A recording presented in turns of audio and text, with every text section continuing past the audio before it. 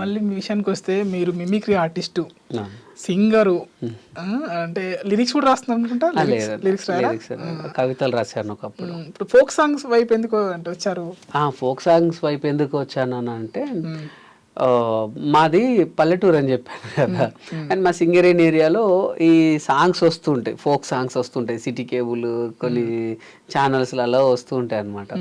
మనం ఎంత ఏది చేసినా ఇప్పుడు మా అమ్మమ్మలు వాళ్ళు వీళ్ళందరూ పొద్దున్న ఇవే చూస్తారు. ఏది పొలాలకు పోయినా జబర్దస్త్ అంటే వీక్లీ వన్స్ ఒకసారి ఇప్పుడు ఎంత కామెడీ షో అయినా సరే మీరు ఒక 2 సార్లు చూస్తారు కావచ్చు, 2 సార్లు చూస్తారు కావచ్చు.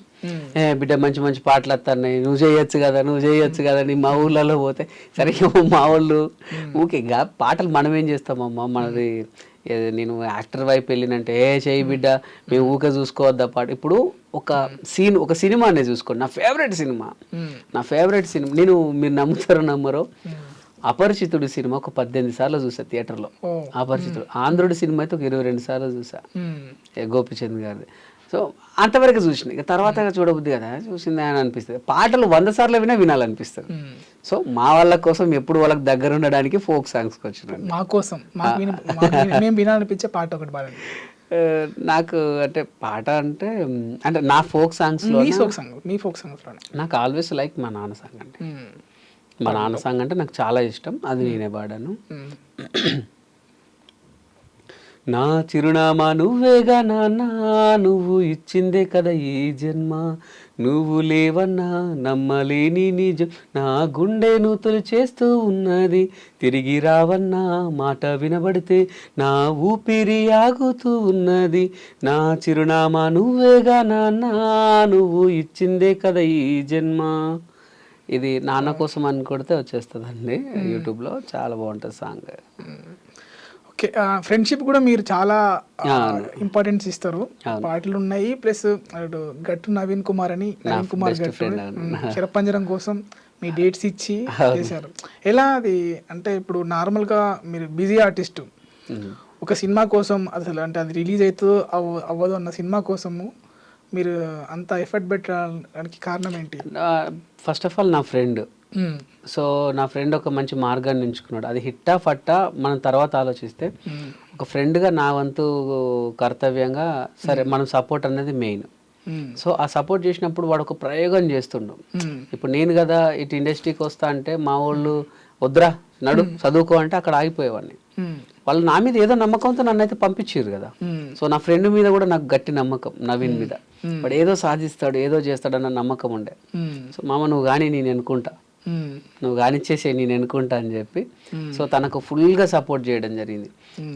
నాకు తెలిసి నేను ఒక 20-25 డేట్స్ ఇచ్చా, 25 డేట్స్ వరకు ఇచ్చాం. మాదే పెట్రోల్, మాదే ఫ్రూట్స్ అన్ని మేమే తీసుకెళ్లే వాళ్ళం. మీ క్యారెక్టర్ కూడా బాగానే ఉంటుంది, విలన్ గా చేశాను నేను అందులో.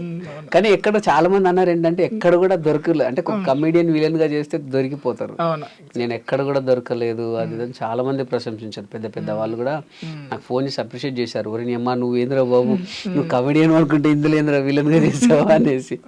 అంటే కామెడీగా సాగిపోయి సీరియస్ క్యారెక్టర్ వెళ్ళిపోతుంది. అది వేరియేషన్ నాకు చాలా బాగా ఇచ్చాడు వాడు. నన్ను ఫస్ట్ నుంచి దగ్గర నుంచి చూశాడు కాబట్టి ఇది మా వాడే బెస్ట్ అనుకొని ఆ క్యారెక్టర్ రాయడం జరిగింది. దానికి నేను న్యాయం చేశాను. సో వాడు మొత్తానికైతే ఆ శరపంజరం ద్వారా చాలా పెద్ద సక్సెస్ కొట్టాడు. అండ్ ఇప్పుడు మా ఫ్రెండ్స్ మేము వాడికి ఎన్నుకొని సపోర్ట్ చేసింది నిరూపించుకున్నాడు. ఒకవేళ మేము ఫస్ట్ 0 బడ్జెట్ సినిమా ఎక్కడ రూపాయి పెట్టకుండా ఏమో రోజుగా తొర్రూరు దాకా అక్కడ 150 కిలోమీటర్లు తొర్రూరుకు అప్ అండ్ డౌన్ నాకు 3000 పోతాయి రాలేనరా వద్దులేరా అని అంటే అప్పుడే డిసప్పాయింట్ అయిపోయి ఇంత మంచి ఒక డైరెక్టర్ని మనం మిస్ అయ్యేవాళ్ళం. ఒక ఫ్రెండ్స్కి నేను అనేది ఒకటే, మన ఫ్రెండ్స్కి మనమే సపోర్ట్ ఉండాలి, మన వాళ్ళకి మనమే సపోర్ట్ ఉండాలి. సపోర్ట్ లేని ఎవ్వరు ఏం సాధించలేరు. సో మన వాళ్ళకు మనం సపోర్ట్ ఉండాలని కోరుకుంటున్నాను. ఓకే, ఇంకా బిగ్ బాస్ మీకు కాల్ వచ్చిందా? బిగ్ బాస్ నుండి అప్పుడు వచ్చింది, స్టార్టింగ్లో వచ్చింది, ఇప్పుడు రాలేదు. అప్పుడు కొంచెం పేమెంట్ ఇష్యూస్ వల్ల అయిపోయింది, తర్వాత రాలేదు. ఇంకా చూస్తారా, ఫాలో అవుతారా బిగ్ బాస్? చూస్తా. నేను ఎంటర్టైన్మెంట్, ఇప్పుడు నేను ఒక టీవీ షో నుంచి వచ్చాను. సో నేను ఏ షోను కూడా తక్కువ అంచు నేను. ఇంకోటి ఏంటంటే నా ఐడియాలు కూడా ఏంటంటే ఒక డైరెక్టర్ అవ్వాలని. సో నేను ప్రతి షో చూస్తా, ప్రతి సినిమాలు చూస్తా, రిలీజ్ అయిన ప్రతి సినిమాలు చూస్తా, అండ్ ఓటీటీలోకి వచ్చిన ప్రతి సినిమా వస్తా. అరే ఆ సినిమా అమ్మతోడు అబ్బా తలకాయ నొప్పిరా, అరే మా గలీజ్రా అన్న సినిమాకి కూడా పోతా. ఎందుకంటే అది ఎందుకు జనాల్లోకి చేరలేకపోయింది అన్నది కూడా చూస్తాను నేను. ఎలా అవినాష్ ఎలా ఆడుతున్నారు? అవినాష్ బాగా అందులో అందరూ మనోళ్ళే. ఇప్పుడు అవినాష్ మంచిగా ఆడుతున్నాడు, ఆడొక్కడని కాదు ప్రతి ఒక్కరు మనోళ్ళే అందులో ఉన్న. ఇప్పుడు ప్రజెంట్ ఉన్నటువంటి రోహిణి తీసుకోండి, నబీల్ని తీసుకోండి, నబీల్ వరంగల్ అబ్బాయి, వీళ్ళందరూ కూడా మనోళ్ళే. సో మనం అందరు తెలిసిన వాళ్ళే. ఇక ఒక్కరిని సపోర్ట్ చేస్తే అట్లేం లేదు, అందరు మనోళ్ళే. ఇంకా ఏముంది, అరే నువ్వు అన్నా నువ్వు అక్కడ ఆయన గురించి చెప్పినావు, అన్నా ఈ గురించి చెప్పినావు, అరే ఇక్కడ ఏం చెప్పినా, ఎంత ఉంటది కదా. అందరు మనోళ్ళే, అందరు బాగా ఆడుతున్నారు. ఓకే, సో మీరు ఇలానే మీ ఈ యొక్క ఆర్టిస్ట్గా, డైరెక్టర్గా, ఫ్యూచర్లో ప్రొడ్యూసర్గా, అంటే ఇప్పుడు ప్రొడ్యూసర్ కూడా కావాలి అంటే అందరూ అయినప్పుడు మీరు కూడా కావాలి కదా. నాకు అంత అంటే నాకు తెలిసి నా పరిధి వరకు ఒక మంచి ఆర్టిస్ట్గా, మంచి డైరెక్టర్గా పక్కా చేస్తా 100%. ఒక ఫ్యామిలీ అందరు కలిసి ఇంటిల్లి 10 కూర్చొని హ్యాపీగా నవ్వుకునే సినిమాలు చేస్తాను నేను. 100% కామెడీకే పెద్ద పీటేస్తాను. ఇక వేరే సినిమాలు అంటే కమర్షియల్కి వెళ్ళిపోయాను. ఖచ్చితంగా కడుపుబ్బ నవ్వించే కామెడీ సినిమాలు అయితే పక్కా చేస్తాను. అదే నా గోల్ కూడా అదే. ఇంటిల్లి 10 వస్తే ఇక హ్యాపీగా నవ్వుకొని వెళ్ళిపోవాలంతే, అదే నా గోల్. బలగం వేణు గారు అన్నారు కదా, సో మీకు స్టార్టింగ్ మీకు నేను వేణన్న టీంలో 24 ఎపిసోడ్లు చేశా. బలగంలో ఎందుకు చేయలే మరి? ఇక అప్పటికి మేము జబర్దస్త్లో అందరం బిజీ. మా జబర్దస్త్ మీకు బలగం అనే కాదు, మీకు గుర్తుందో లేదో ఒక చిన్న ఎగ్జాంపుల్ చెప్తాను.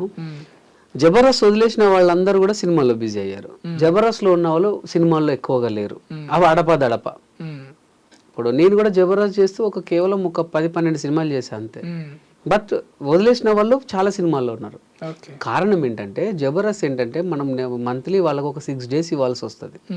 మంత్లీ 6 days ఇవ్వాల్సి వస్తుంది. ఆ 6 days ఫస్ట్ వీక్లో 2 days, మిడిల్ వీక్లో 2 days, లాస్ట్ వీక్లో 2 days.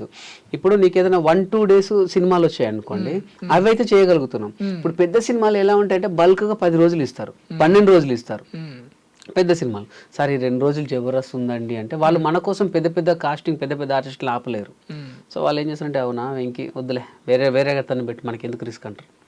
మేము వచ్చి సార్ పెద్ద సినిమా వచ్చింది, షెడ్యూల్ రాను అంటే కుదరదు, ఇక్కడ అగ్రిమెంట్ ఉంటుంది. సో అట్లా చాలా సినిమాలు మిస్ అయ్యారు, చాలా మంది మిస్ అయ్యారు. అందుకోసం అని చెప్పి ఇప్పుడు చాలా మంది బయటికి రావడానికి రీజన్ కూడా అదే. ఎందుకంటే జబర్దస్త్ మాకు అన్నీ ఇచ్చింది, ఎవ్రీథింగ్, డబ్బు ఇచ్చింది. చెప్పాను కదండి, గవర్నమెంట్ సాలరీ ఇవాళ షూటింగ్ అయిపోతే ఎల్లుండి డబ్బులు పడిపోతాయి, అంత భరోసా. ఎక్కడ కూడా ఏ ఆర్టిస్ట్ కూడా రూపాయి ఆపలేదండి జబర్దస్త్, మళ్ళీ ప్రొడక్షన్, అందులో నో డౌట్. సో అట్లా మాకు అన్నీ ఉన్నాయి, కానీ మా గోల్ అనేది అక్కడ ఆగిపోతున్నాం అన్న ఒకే ఒక ఉద్దేశంతో అందరు బయటకు వస్తున్నారు. చివరగా అప్కమింగ్ రైటర్స్ కానీ ఆర్టిస్ట్ కానీ మీరు చెప్పేది ఏంటి, దాంతో క్లోజ్ చేస్తాం. అంటే అప్కమింగ్ రైటర్స్ కానీ ఆర్టిస్టులు కానీ నేను ఒకటే చెప్తానండి, చాలామంది కూడా సార్ అప్పుడప్పుడు రైటర్స్ ఆడిషన్స్ అని చెప్పి మనం పెడితే 100 మంది వస్తారు. నిజంగా చెప్తున్నాను, ప్రామిస్గా చెప్తున్నాను, దయచేసి మీ దగ్గర వర్త్ ఉంటేనే రండి, టైం వేస్ట్ చేసుకోకండి. వస్తాడు అన్న, నాకు 2 స్కిట్లు ఉన్నాయన్న, ఏంటంటే ఇప్పుడు బాగా తాగుతాడన్న, బాగా తాగి బామ్మర్దిని కొడతాడన్న, అక్కడ వస్తుంది, అక్కడ కొడతాడు, బామ్మర్దిని కొడతాడు, ఇది కామెడీ అని అంటాడు.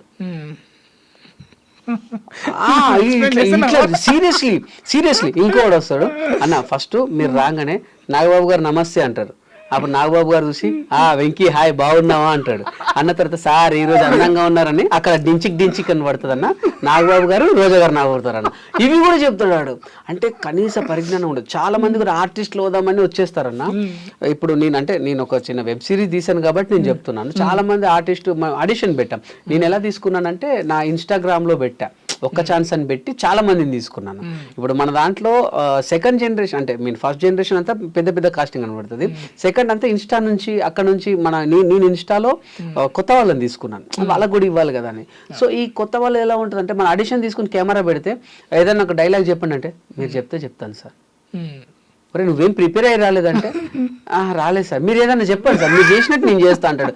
మరి నేను చేసినట్టు నువ్వు చేసుడు ఏంది అంటే, నువ్వు ఒక ఎగ్జామ్కి వచ్చినప్పుడు సార్ మీరు రాస్తే నేను రాస్తాను సార్, మీరు ఎగ్జామ్ ఆన్సర్ చెప్తే నేను రాస్తారా? చాలా మంది కూడా ఆర్టిస్టులు అవుదామని వస్తారన్న, ఒక్క గింతంత టాలెంట్ కూడా ఉండదు. దయచేసి అట్లా వచ్చి మీ టైం వేస్ట్ చేసుకోకండి, ఎదుటోళ్ళ టైం వేస్ట్ చేయకండి. మీ దగ్గర పర్ఫెక్ట్ ఒక డైలాగ్ చెప్పగలిగి, చాలా మంది మీరు చూడండి, ఇప్పుడు మీరు ఈ పొజిషన్ ఉన్నారు కదా, చాలా మంది కూడా డైలాగ్ ఇస్తే చెప్పలేరు, తడబడుతుంటారు, టైమింగ్ ఉండదు. కానీ ఆర్టిస్ట్ అవ్వాలి, పెద్ద ఆర్టిస్ట్ అవ్వాలని వచ్చేస్తుంటారు. దానికి సంబంధించిన ఎక్సర్సైజ్ చేయరు, ఎక్సర్సైజ్ చేయరు.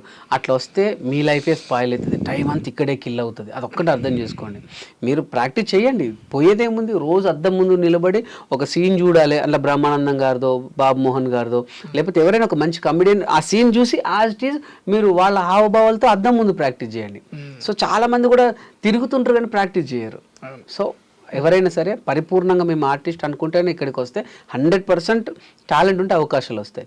కానీ వాళ్ళు చెప్తే చేస్తాము, ఏదైనా సరే ఇస్తే చేస్తాం అనేటోళ్ళు మాత్రం రాకండి. వచ్చి మీ టైం వేస్ట్ చేసుకోకండి అంతే. ఎందుకంటే మన కాలం గడిచిపోతే మనం ఈ పని చేసుకోలేం, బయటికి వెళ్ళి వేరే పని చేసుకోలేం.